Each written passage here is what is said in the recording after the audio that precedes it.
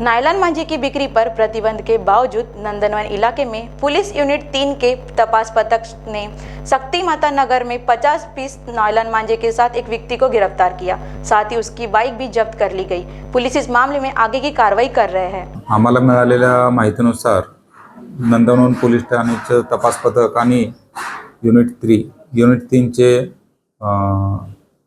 तपास पथक यांनी एकत्रितरित्या ही नायलॉन मांजावरती कारवाई करण्यात आलेली आहे।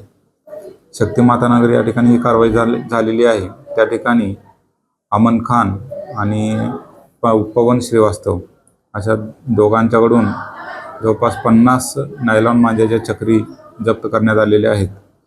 तसेच त्यांच्याकडे असलेली दुचाकी देखील जप्त करण्यात आलेली आहे।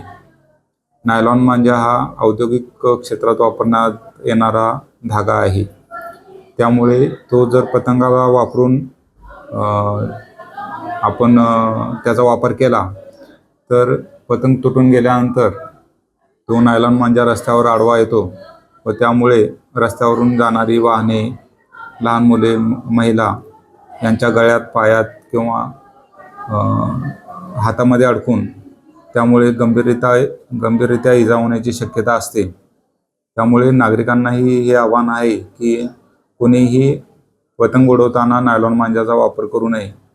पतंग उडवण्यासाठी जो साधा सुती धागा असतो, जो थोडा ताण दिल्यानंतर तुटतो, अशाच दोऱ्यांचा, धाग्यांचा वापर करावा, जेणेकरून आपलं पर्यावरण वाचेल, मनुष्याला होणारी हानी देखील यामधून टळून जाईल। मनुष्य, प्राणी, पशुपक्षी यांना जी नायलॉन मांजामुळे होणारी इजा आहे ती सुती तुटणारा धागा जर आपण वापरला तर ती होणार नाही।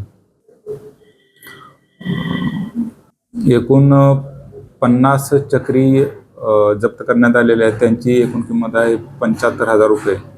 तसेच बर्गमन कंपनीची एक दुचाकी आहे, अशा एकूण 80,000 रुपये किमतीची ती दुचाकी आहे। असा एकूण 1,55,000 रुपयांचा मुद्देमाल हस्तगत करण्यात आलेला आहे।